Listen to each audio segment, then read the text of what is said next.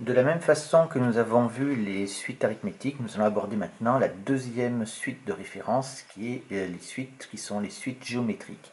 Alors une suite géométrique, c'est toujours pareil, elle est toujours définie par une formule de récurrence, mais cette fois-ci, c'est un plus 1 est égal à q fois un. C'est-à-dire que ici, quand on calcule un terme de la suite, alors on prend le terme précédent que l'on multiplie par un réel. Q est un réel qui est fixé.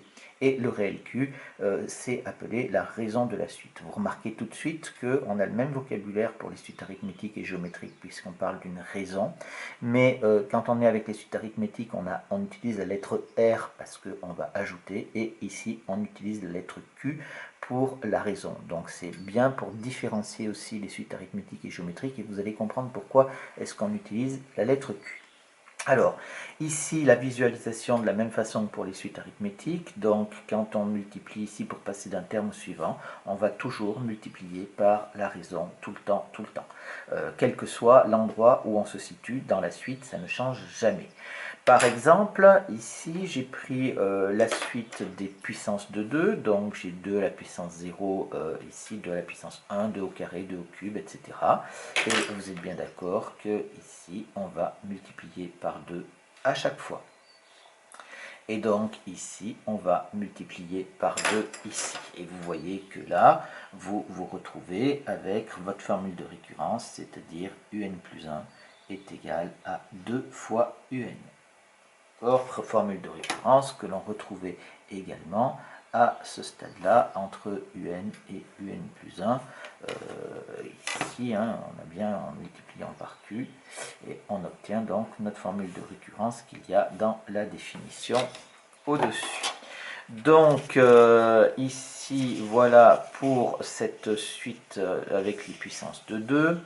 Et bien sûr, maintenant, on va voir les conséquences qui sont un petit peu similaires à celles des suites arithmétiques, mais ce n'est pas tout à fait le même vocabulaire. Donc, ici, si je prends la définition, dans les suites arithmétiques, on disait que c'était l'écart entre deux termes consécutifs. Ici, nous, ça va être le quotient, puisque les suites arithmétiques, on travaille avec l'addition, donc bien entendu, ça fait un écart. Et avec les suites géométriques, on travaille avec une multiplication, donc on fait le quotient entre deux termes consécutifs, ici, un plus 1 sur un qui est égal à u et qui est égal à q, et c'est pour ça qu'on utilise la lettre q d'ailleurs, c'est parce qu'on parle de quotient. Et donc ici on a une propriété qui est très importante, c'est que ici c'est toujours constant le quotient entre deux termes consécutifs. Alors maintenant, il faut trouver le terme général d'une suite géométrique. Alors on revient sur la visualisation toujours de la même façon, c'est-à-dire que ici, vous voyez que quand on veut calculer un, eh bien, vous voyez bien qu'il faut que je parte de u0, et puis il faut que je multiplie par q une fois, par q deux fois, 3, etc.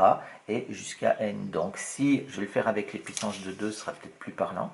Donc ici, je multiplie par 2, j'obtiens 2 à la puissance 1. Après, j'ai multiplié par 2, j'ai donc multiplié par 2 à la puissance 2, puis par 2 à la puissance 3, etc. Et donc ici, on comprend bien que je vais multiplier par q, mais à la puissance n. D'accord? Et voilà donc d'où vient la formule du terme général d'une suite géométrique qui débute par u0. Elle va avoir pour terme général un est égal à u0 fois q à la puissance n. Attention toutefois, les suites au niveau de la classe de première commenceront le plus souvent par u0. En terminale, ça sera un petit peu moins le cas. Et donc, si elles commencent par u1, u2, u3, donc u indice p en règle générale, ça va faire un est égal à up multiplié par q à la puissance n-p. C'est pareil, ça se voit aussi dans la visualisation. Si je pars de u2, par exemple, et bien vous voyez qu'il manquera ces deux multiplications. Donc, ça ne sera pas q à la puissance n pour aller jusqu'à un, mais q à la puissance n-2, bien évidemment. Et on arrive maintenant donc à la méthode fondamentale pour montrer qu'une suite est géométrique. Alors pour montrer qu'une suite est géométrique, c'est exactement la même méthode que pour les suites arithmétiques, c'est-à-dire qu'on essaie d'établir la formule de récurrence d'une suite géométrique, c'est-à-dire celle-là.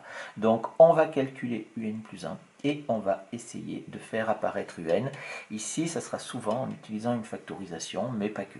Donc, on y va pour un exercice type. On nous donne un terme général pour une suite ici que l'on ne connaît pas, et on nous demande de montrer qu'elle est géométrique. Donc, qu'est-ce qu'on va faire? On va dire que pour tout n appartenant à n, je vais calculer donc un plus 1. Un plus 1, ça nous fait moins 5 multiplié par 3 à la puissance n plus 1. Je vous rappelle que la puissance s'applique sur le caractère d'écriture qui est juste avant, qui précède, donc la puissance n plus 1, elle s'applique que sur le 3 et surtout pas sur le moins 5. Donc ça va nous faire est égal à quoi? Ça va nous faire est égal à moins 5 multiplié. Quand je vais faire 3 à la puissance n plus 1, on sait d'après les formules sur les puissances, c'est 3 à la puissance n multiplié par 3 à la puissance 1.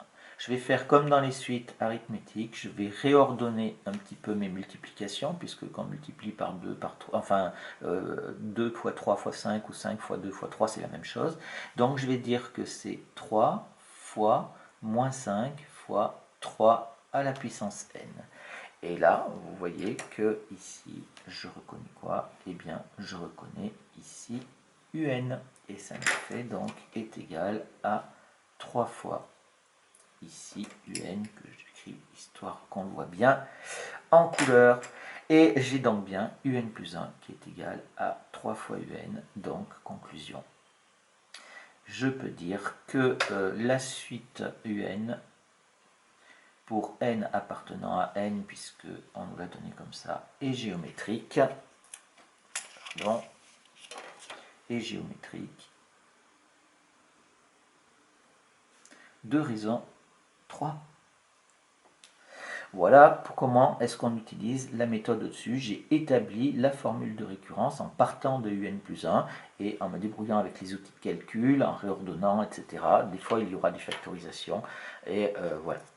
La méthode alternative, on avait une méthode alternative pour les suites arithmétiques, on en a une également pour les suites géométriques. Eh bien, la première méthode, la méthode fondamentale, c'est d'utiliser la définition, et la méthode alternative, c'est d'utiliser la propriété, c'est-à-dire du quotient constant.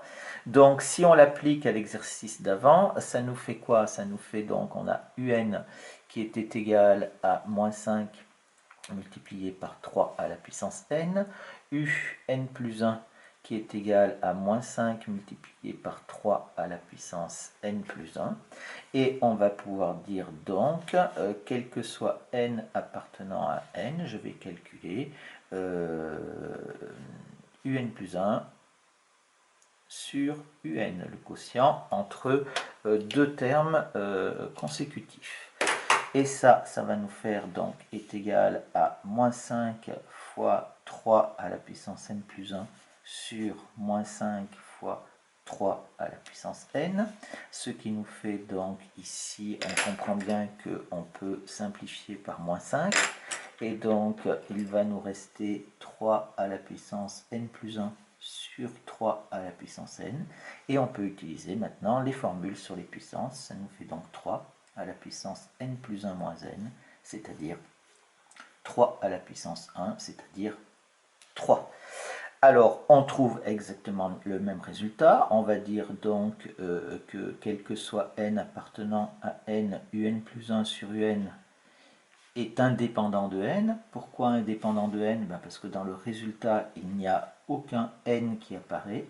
Donc, il est indépendant de n, donc constant. Et donc, on a prouvé ici, en conclusion, que la suite est géométrique de raison 3, et donc géométrique de raison 3. Alors, attention ici, ces deux méthodes sont performantes. La deuxième, vous voyez qu'elle est quand même un petit peu dangereuse. Pourquoi? Tout simplement parce qu'elle fait travailler avec les fractions. Ici, c'est un exemple très simple où on arrive à un calcul sur les puissances qui est pas très compliqué. Mais dans les exercices que vous allez pouvoir faire, ça va être plus compliqué que ça. Et cette méthode-là risque après de demander beaucoup de technicité sur les fractions, ce qui pose quand même un petit problème. Si vous avez des fractions sur des fractions, ça devient très vite très compliqué. Donc privilégiez toujours la première méthode, la méthode de base, c'est-à-dire d'essayer d'établir la formule de récurrence de la définition d'une suite géométrique.